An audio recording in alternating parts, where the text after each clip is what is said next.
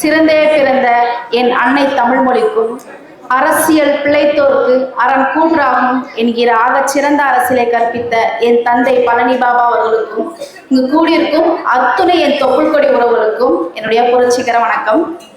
இந்த நிகழ்வு நாளைய பொழுது, நேற்றைய பொழுது நம்மளால சரி செய்ய முடியாது. நாளைய பொழுது ஒரு சரித்திரத்தில் உருவாகலாம்.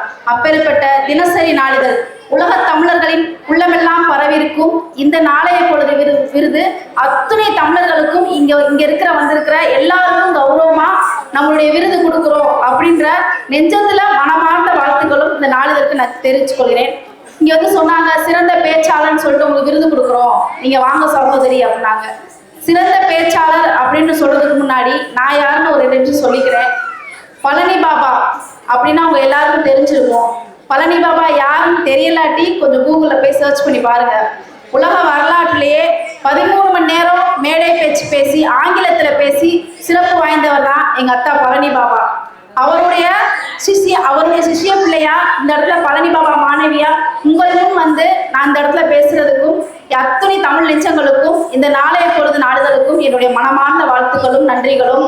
இந்த இடத்துல இந்த வருடம் மட்டும் இல்ல, வருடா வருடமும் இந்த நாளிதழ் அத்துணை நெஞ்சங்களுக்கும் தமிழ் மக்களுடைய உள்ளங்களிலும் போய் சேரணும். மூலம் முழுக்க அத்தனை தமிழர்களுக்கும் இந்த நாளிதழ் போய் சேரணும். அது எனக்கு இந்த வாய்ப்பு கொடுத்த என்னுடைய அண்ணன்மார்களுக்கும் என்னுடைய சகோதரர்களுக்கும் என்னுடைய தொப்புள் கொடி உறவுகளுக்கும் மிக்க மிக்க நன்றி. மிக்க நன்றி.